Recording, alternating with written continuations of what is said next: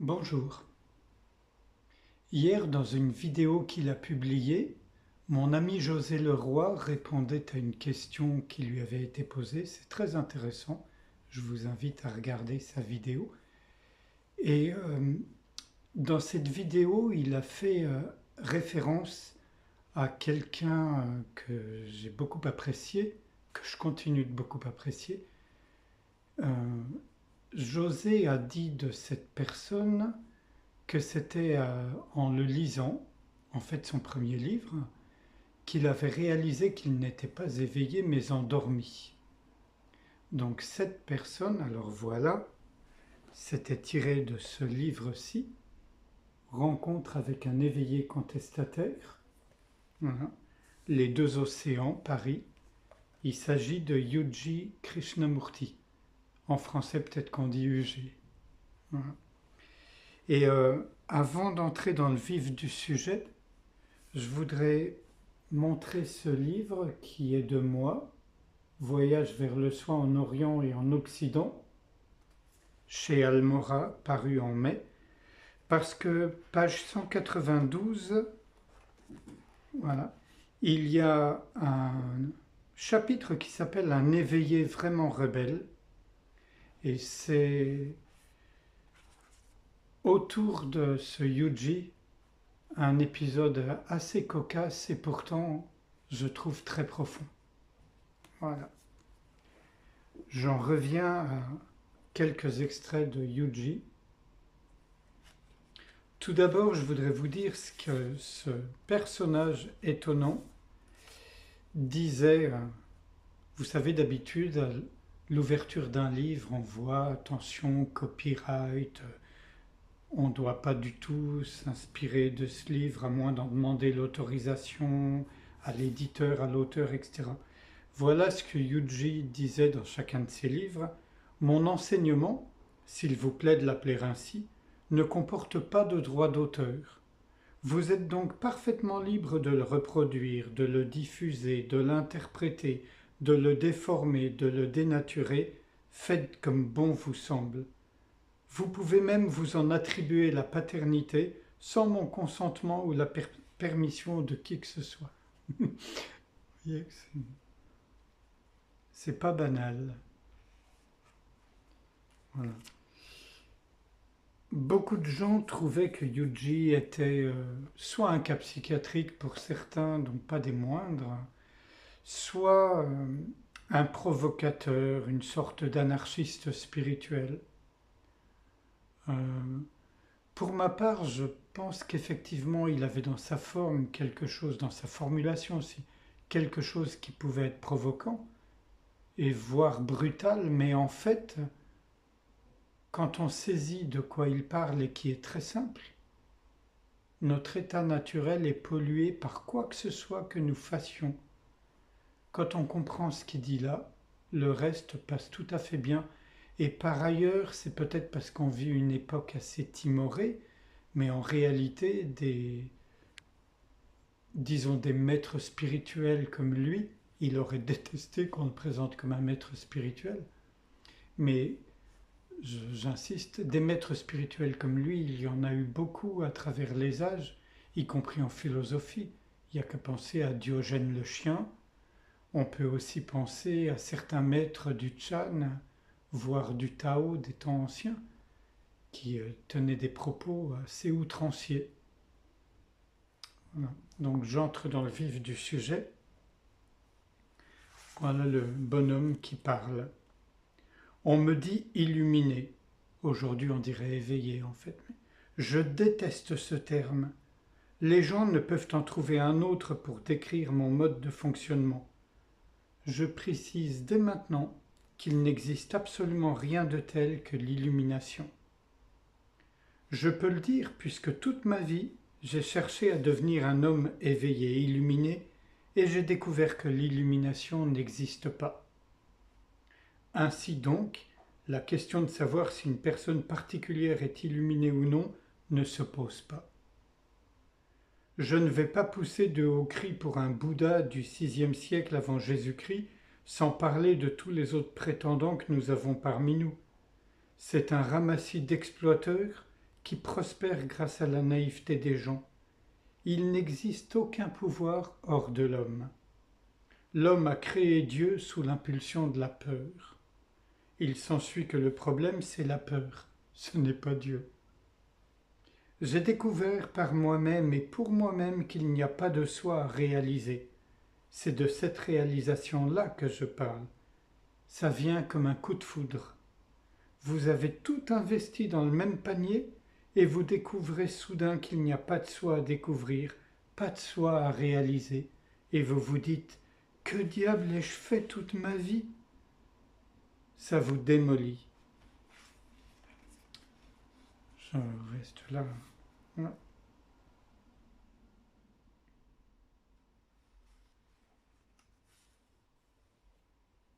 Un autre passage. Les expériences, je n'en veux pas. L'expérience ne m'intéresse pas. Et à cet égard, il n'y a pour moi aucune différence entre l'expérience religieuse et l'expérience sexuelle. Je ne suis pas curieux d'expérimenter Brahman, la réalité, la vérité. Si des gens se sentent en mesure d'aider les autres, grand bien leur fasse. Ils ne peuvent pas m'aider moi. Je ne me soucie pas d'accumuler les pratiques. Ce que j'ai fait jusqu'à présent me suffit. À l'école, quand on veut résoudre un problème de maths, on le ressasse encore et on finit par découvrir que la solution est dans le problème. Alors pourquoi diable tenter de résoudre le problème? Il est plus facile de trouver d'abord la solution avant de se lancer dans un tel processus. À contre-cœur, je suis allé voir Ramana Maharshi. Un copain m'a entraîné. Il me disait « Vas-y, tu verras que quelque chose t'arrivera ». Et il me donna le livre de Paul Brunton, L'Inde secrète. Je lus le chapitre consacré à l'homme en question. Bon, je n'ai rien contre, allons-y. Quand je me trouvais en présence de cet homme, il parle de Ramana Maharshi. Assis devant moi, je me dis immédiatement « Quoi? C'est ça l'homme en question? Ce type-là qui lit des bandes dessinées, qui épluche des légumes, qui joue avec une chose ou l'autre, comment pourrait-il m'aider ?» Quoi qu'il en soit, je restai assis là et rien n'arriva. Je le regardais, il me regardait. En sa présence, m'avait-on dit, tu resteras silencieux, tes questions disparaîtront, son regard te transformera. Tout ça n'était que bille visée. 2 heures durant, je restais assis là et les questions, des questions idiotes, n'avaient pas disparu. Bon, il faut quand même que je me décide. Il faut dire qu'à cette époque, je désirais si intensément moksha, la libération. Cette moksha faisait partie de mon conditionnement. Je la voulais. Vous êtes censé être un libéré, lui dis-je. Pouvez-vous me donner cela que vous avez? Il ne répondit pas. Après un certain temps, je répétai cette même question. Il dit alors, « Je peux vous le donner, mais pouvez-vous le prendre ?»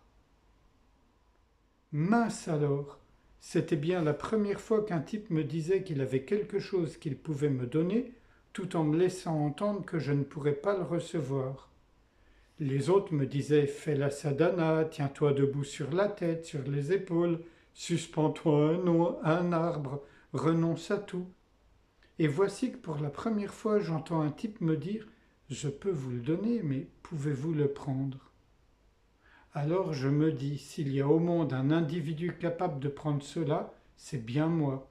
Parce que j'ai fait la sadhana, 7 ans de sadhana. Libre à lui d'estimer que je n'en suis pas capable, mais je sais que je peux. Et si je ne peux pas, qui donc le pourra? Tel était donc alors mon état d'esprit. Voyez comme j'étais sûr de moi. Je vous passe un autre extrait parce que quand même c'est... Disons, après ce que nous, on peut appeler l'éveil et que lui appelle la calamité, ou le retour à l'état naturel. J'aime bien cette notion d'état naturel. Et donc, quand lui parle de calamité, Yuji, si je le comprends bien, il appelle ça calamité parce que quand on est un chercheur spirituel et qu'on cherche à s'éveiller, on imagine quelque chose qui n'existe pas. Et le processus par lequel on passe, c'est une calamité, dans ces mots. Donc,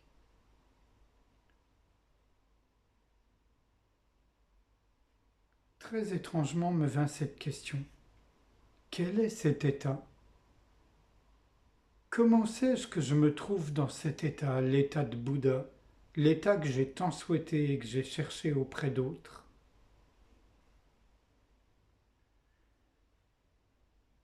Je me dis, écoute un peu mon vieux, depuis 40 ans tu n'as pas avancé d'un pas, tu es toujours dans la case numéro 1. C'est la même connaissance qui a projeté ton mental là, sur cette même case, quand tu as posé cette question, comment est-ce que je sais? Tu t'illusionnes, tu es un sacré idiot. C'était l'impasse. Restait quand même le sentiment singulier que c'était bien cet état. Cette question-là ne recevait aucune réponse. Comment je sais que je suis dans l'état du Bouddha, etc. Elle était prise dans un tourbillon et ça tournait, et tout à coup, la question disparut. Rien n'arriva, simplement la question disparut. Je ne me suis pas dit « Oh mon Dieu, enfin je tiens la réponse ». L'état lui-même disparut. Cet état où je croyais être, l'état de Bouddha, de Jésus, même cet état avait disparu. La question aussi. J'en ai fini avec tout ça.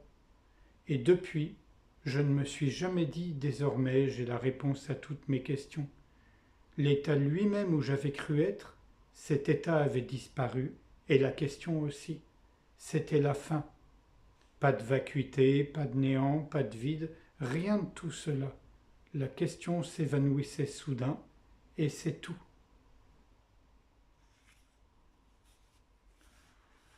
Je vous lis encore un autre petit extrait qui peut être déconcertant, mais une question lui est posée. Chacun d'entre nous peut parvenir à cet état naturel, mais ce n'est pas à sa portée. Yuji, ce n'est pas à sa portée, ce n'est à la portée de personne. Mais vous avez une certitude à 1000%, car je ne jouis d'aucun privilège spécial et je n'ai pas été élu par qui que ce soit. Cette possibilité est là, en vous. Et c'est pour cela que je dis qu'il n'y a pas de pouvoir hors de l'homme. C'est le même pouvoir, la même vie qui fonctionne là en vous.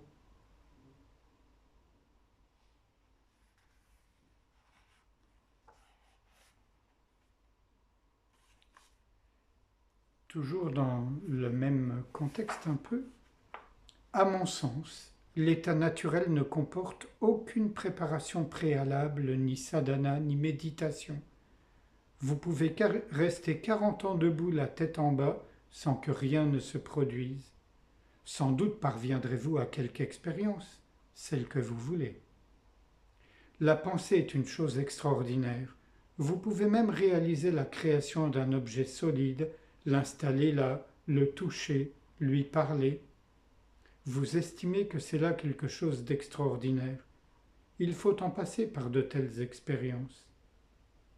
Il peut vous arriver parfois, surgi du néant, une de ces expériences exceptionnelles qui n'est jamais arrivée à d'autres. Mais elle n'est pas réellement surgie du néant. Elle fait partie de la connaissance consciente. Et un tout dernier, voilà.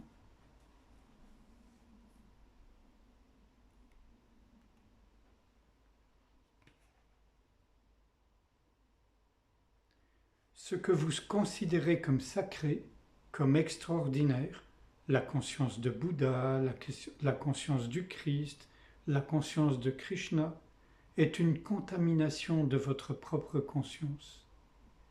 Elle doit se purifier de toute cette crasse. Tout ce qui est saint, avec un T, tout ce qui est sacré doit disparaître. Alors vous êtes vous-même.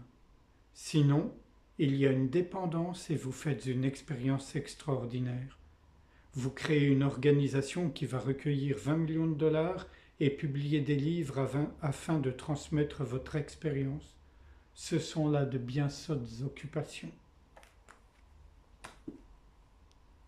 Voilà.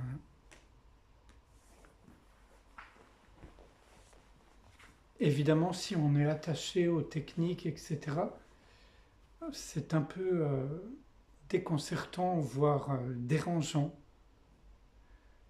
Sans doute pour ça que certains ont préféré voir en Yuji un cas psychiatrique ou un escroc. Euh, à mon sens, il n'est ni un cas psychiatrique ni un escroc. Et si toutefois il était un cas psychiatrique, parce qu'après tout je ne suis pas psychiatre, son type de folie est vraiment enviable, parce que c'est un homme libre. Jusqu'à la fin de sa vie, ça a été un homme libre.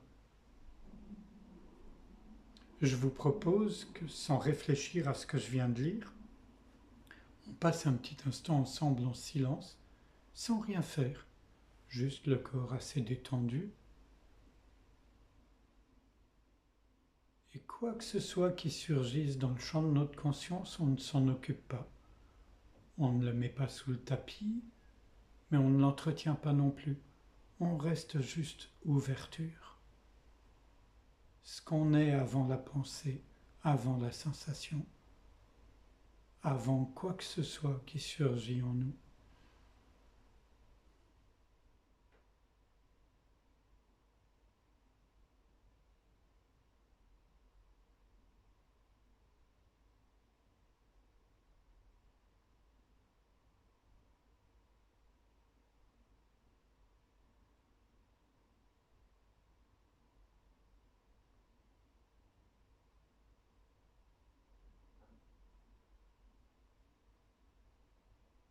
Je vous remercie. À bientôt.